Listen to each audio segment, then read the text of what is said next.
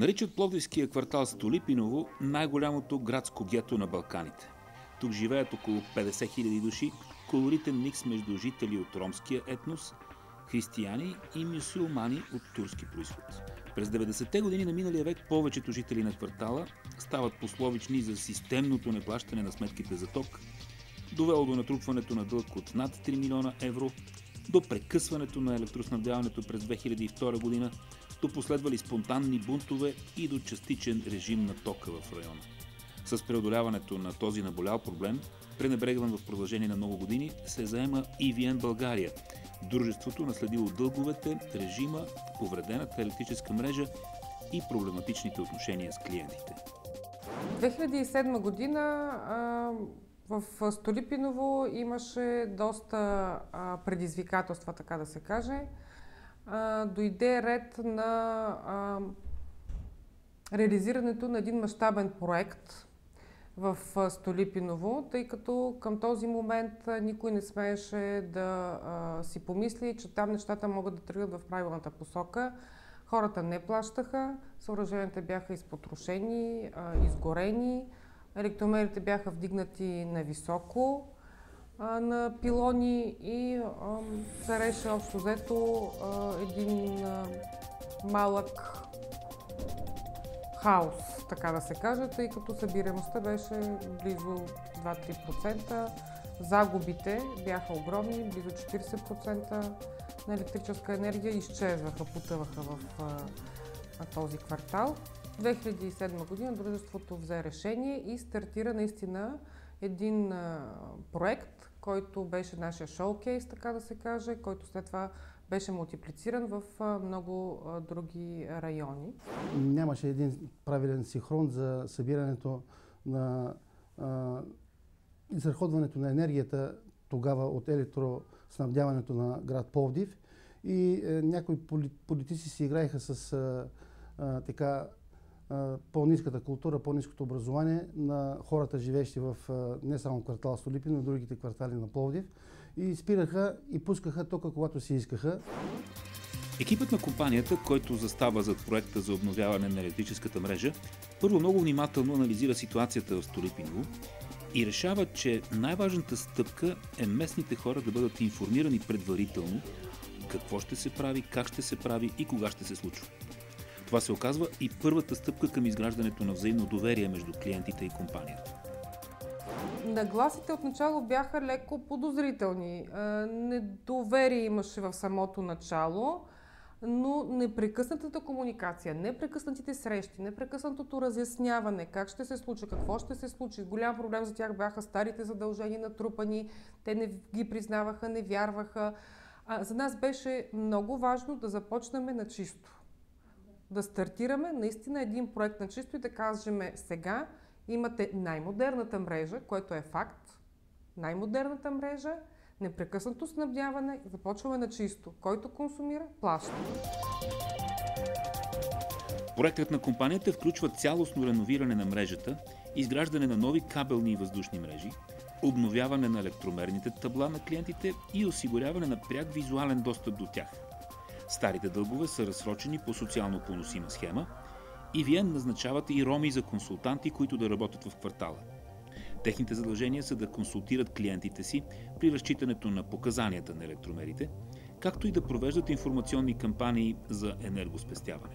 В самия квартал са открити каси на дружеството, което улеснява потребителите при заплащането на сметките. В резултат на това, от 2007 година ромската общност в Столипиново получава отново 24-часово електроснабдяване. Извършена е цялостна подмяна на 185 км вътрешна електрическа мрежа. Реновирани или са изградени на ново общо 17 трафопоста, открити са 4 каси на територията на квартала, свързани са 6400 нови абоната към мрежата. Постигнат е успех, в който малцина преди това изобщо са вярвали. Събираемостта в квартала е повишена от 3% през 2006 година на 95% след реализацията на проекта.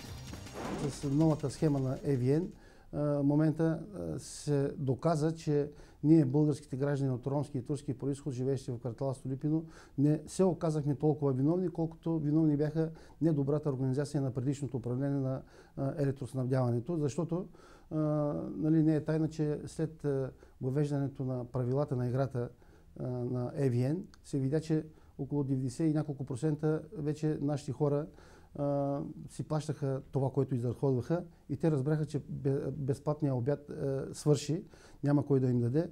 Нито роптаят, нито бунтуват. Напротив, всеки знае, нали, дали бащата, дали сина, ако си изразходва енергията, то трябва да си плащаш. Ако не се плаща, то се изключва и не се сърди на никой. Ромите са абсолютно едни нормални клиенти, които си плащат както всички други. В момента, в който им поставиш нещата ясно на масата и се разберете с тях за правилата на играта, че те се спазват както от едните, така и от другите, че няма привилегии за едните или за другите, че всичко е на равнопоставена основа, те го разбират.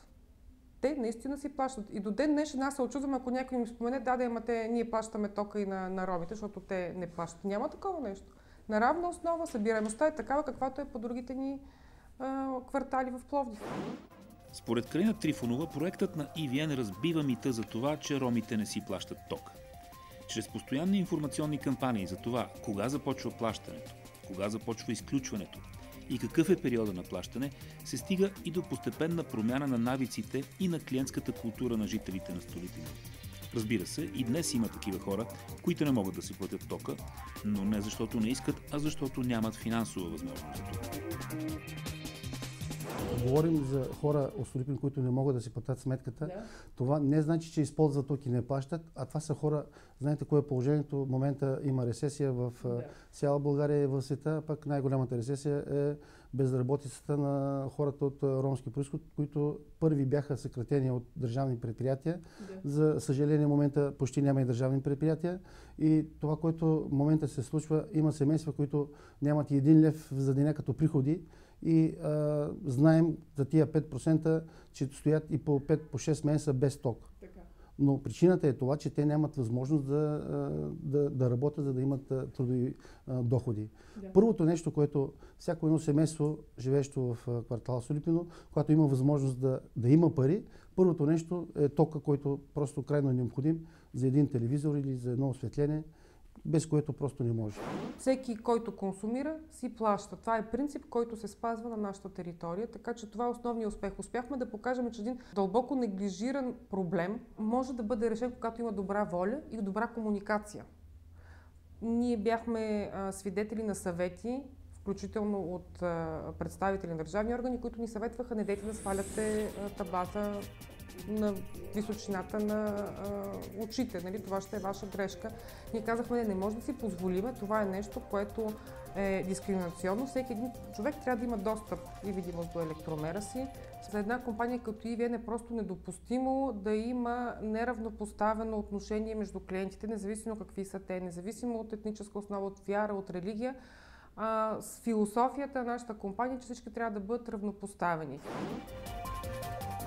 Успехът на проекта за реновиране на електрическата мрежа в Столипиново е доказателство за това, че когато насреща има коректност към клиентските нужди, има и коректно и разумно поведение на хората. Когато има взаимни ползи и взаимни изгоди, има и позитивна промяна. Всичко това е възможно благодарение на финансовата подкрепа на Фондация Америка за България и Ромски образователен фонд Будапеща.